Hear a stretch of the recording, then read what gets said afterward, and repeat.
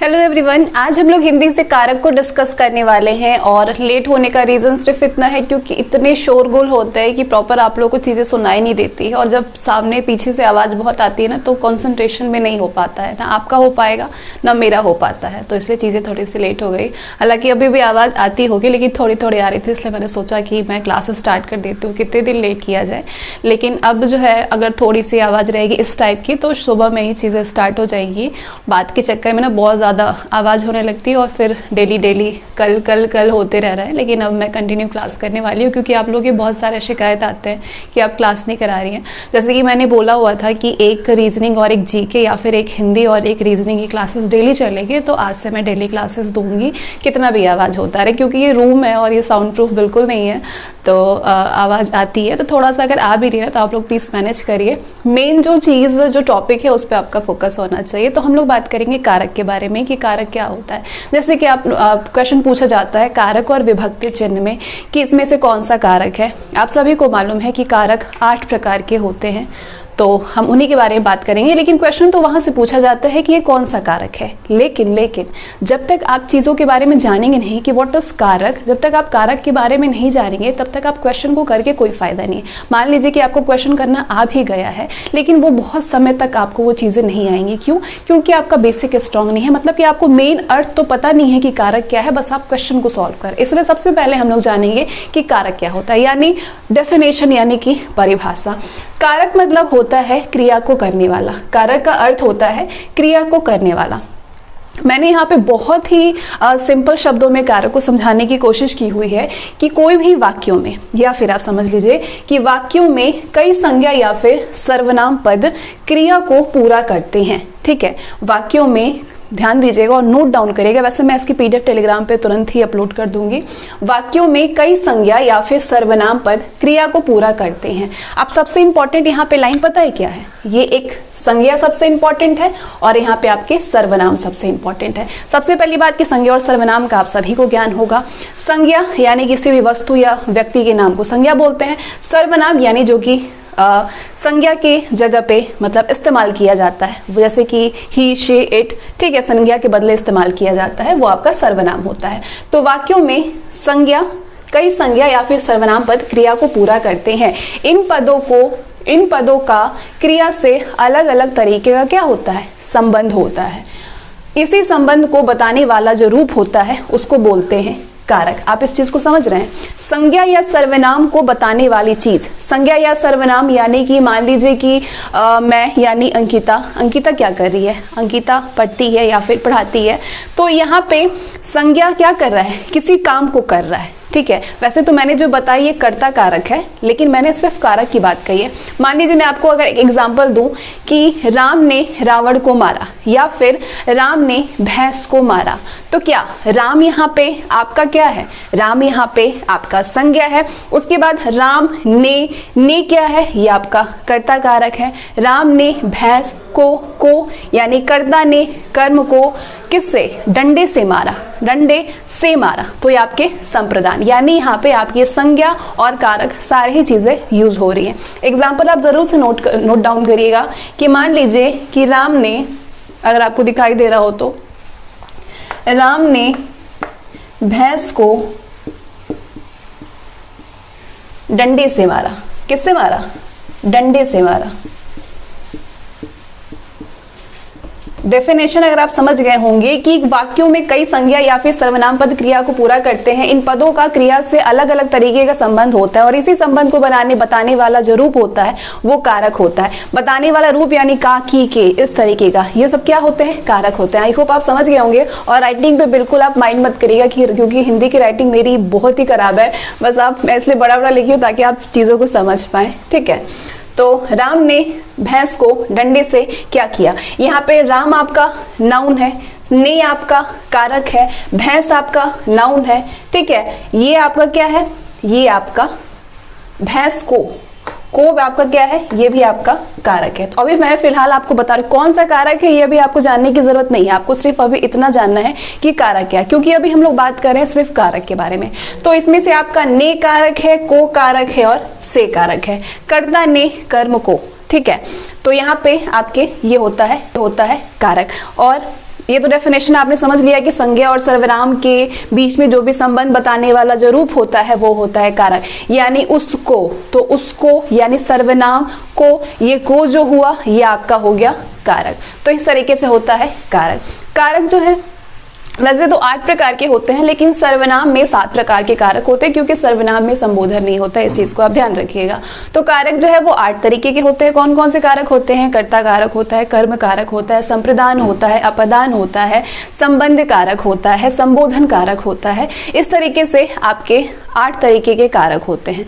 तो 8 तरीके के कारक में जो जो भी चिन्ह होता है, जो विभक्ति चिन्ह, कारक और विभक्ति चिन्ह को आप कैसे याद रख सकते हैं, उसको मैं एक बहुत ही सिंपल सा आपको फॉर्मूला बताने वाली हूँ। फॉर्मूला नहीं कह सकते, आप एक कहानी के तरीके से, एक छोटा सा डायलॉग के तरीके से आप उसको याद रख पाएंगे। लेकिन उससे पहले मैं आपको बताती हूँ कि 8 वो कौन से कारक है और उसके कौन कौन से विभक्ति चिन्ह हैं। कारक जो है वो 8 तरीके के होते हैं। कौन कौन से? कर्ता, कर्म, करण, संप्रदान, अपदान, संबंध, अधिकरण और संबोधन। ये 8 तरीके के कारक होते हैं। तो आपको कारक और विभक्ति चिन्ह याद रखनी है, क्योंकि डायरेक्ट जो क्वेश्चन परीक्षा में बनते हैं वो ये पूछा जाता है कि एक सेंटेंस दिया गया और उसमें आपको बतानी है कि इसमें से कौन सा कारक है, कर्ता कारक है, कर्म कारक है, या ये दोनों कारक है, या इनमें से कोई नहीं है। सॉरी। तो ये चीज आपसे डायरेक्ट क्वेश्चन पूछा जाता है। तो इसके लिए आपको कारक भी याद होना चाहिए और आपको उसकी विभक्ति चिन्ह याद होनी चाहिए। पहले तो मैंने आपको ये सिंपली दे दिया हुआ है कि जो 8 कारक होते हैं उनमें कौन कौन से चिन्ह होते हैं। उसके बाद मैं आपको एक स्टोरी सुनाऊंगी, उससे ये 8 कारक और ये 8 के चिन्ह आपको अच्छे से याद हो जाएंगे, विभक्ति चिन्ह। तो सबसे पहले कर्ता में ने लगा होता है, कर्म में को लगा होता है, करण में से, के और द्वारा लगा होता है, संप्रदान में को, के और लिए होता है। अब आपके दिमाग में ये चल रहा होगा कि संप्रदान में भी को होता है और आपके कर्म में भी को होता है, ऐसा क्यों होता है? तो ऐसा इसलिए होता है क्योंकि जो चीज मैंने आपको बताई हुई है, कर्म यानी जो काम किया जा रहा है, जैसे मेरे द्वारा पढ़ाया जा रहा है, तो ये मैं कोई कर्म कर रही हूँ तो उसके लिए आपका को यूज होता है। वही संप्रदान में किसी की सहायता के लिए, ठीक है, आपको संप्रदान में यूज किया जाता है को। लेकिन अगर आपको इससे भी डीपली जाननी है तो आप मेरे समास वाले क्लास लिए होंगे तो आपको अच्छे से मालूम होगा कि अलग अलग इनका क्या मतलब है। तो उसके लिंक मैं आपको डिस्क्रिप्शन में दे दूंगी, वो आप अच्छे से समझ लीजिएगा वहां पे। तो संप्रदान में को, के और लिए होता है, अपदान में से होता है, और ये जो अपदान में जो से होता है वो अलग करने के लिए, किसी चीज को किसी से अलग करने के लिए से यूज किया जाता है, यानी कि पृथकता के लिए। संबंध में का, के, की, रा, रे, री, मतलब किसी चीज को संबंध बता, किसी से अपना संबंध बताने के लिए। जैसे कि मेरी ये कॉपी है, मेरा ये पेन है, तो मैं क्या, मेरा, री, रे, मेरे द्वारा इसका संबंध, मतलब मेरा और इसका रिलेशन बताया जा रहा है।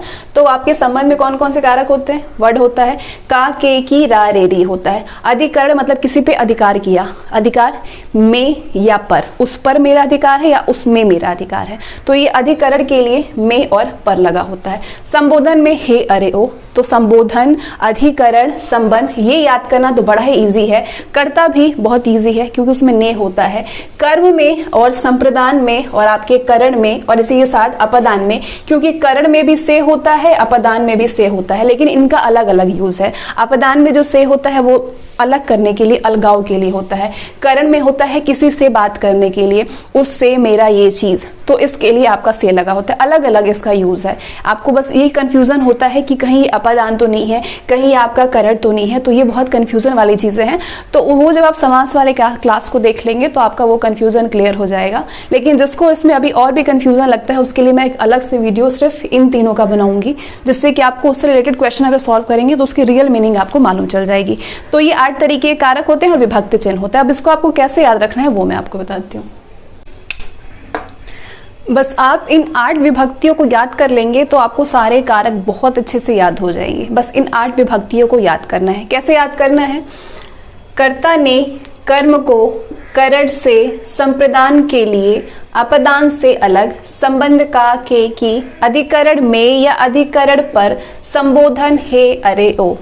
ये 8 विभक्ति याद हो गए।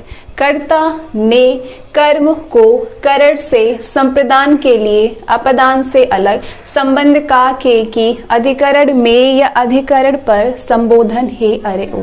कर्ता में आपके ने लगा होता है, कर्म में आपके को होता है, करण में से होता है, संप्रदान में के होता है, लिए होता है, अपदान में से अलग। जैसे कि मैंने आपको बताया कि अपदान में जो से लगा होता है वो पृथकता के लिए यानी अलग के लिए यूज होता है। तो आप उसको कैसे याद कर सकते हैं?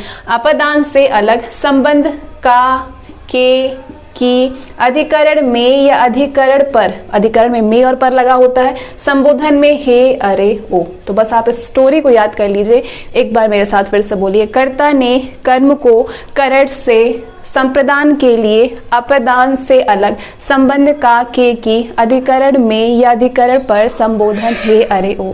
कर्ता ने कर्म को करण से संप्रदान के लिए संप्रदान के लिए अपदान से अलग संबंध का के की अधिकरण में या अधिकरण पर संबोधन हे अरे ओ। कर्ता ने कर्म को करण से संप्रदान के लिए अपदान से अलग संबंध का के की अधिकरण आपके अधिकरण में या अधिकरण पर संबोधन हे अरे ओ। ये जो स्टोरी अगर आपको याद हो गई ना तो आप ये पूरी विभक्ति आपको याद हो जाएगी, और विभक्ति याद हो जा रही है तो विभक्ति के साथ आपको कारक भी तो याद हो रहे हैं। तो बस इस स्टोरी को याद कर लीजिए, आपको पूरी विभक्ति और पूरे कारक आपके दिमाग में बैठ जाएंगे। जब भी आपसे कोई पूछे या फिर आपसे कारक पूछा, बस एक सेकंड की तो बात है। तो एक बार फिर से मेरे साथ बोलिए। कर्ता ने कर्म को करण से संप्रदान के लिए अपदान से अलग संबंध का के की अधिकरण में या अधिकरण पर संबोधन हे अरे ओ। बस याद हो गया। बस एक सेकंड आपको दिमाग में रखनी है। कर्ता ने कर्म को करण से संप्रदान के लिए अपदान से अलग संबंध का के की अधिकरण में या अधिकरण पर संबोधन हे अरे ओ। तो इससे आपके ये वर्ड्स भी, विभक्ति भी तैयार हो गए और ये कौन कौन से कारक है वो भी तैयार हो गया। तो ये एक बहुत छोटी सी स्टोरी और इससे पूरे विभक्ति चिन्ह, हालांकि मुझे सिर्फ ये बताना चाहिए था लेकिन मैंने सोचा कि मैं पूरे बेसिक से लेते हुए स्टार्ट करूं ताकि आपको कभी भी कारक का डेफिनेशन आप नहीं भूलेंगे, कभी भी कारक के 8 चिन्ह आप नहीं भूलेंगे, 8 कारक नहीं भूलेंगे। और जब इसको याद कर लिया तो एग्जामिनेशन में बस इसको याद कर लीजिए दिमाग में और आप उसको रिलेट कर करके क्वेश्चन को सॉल्व कर लीजिए।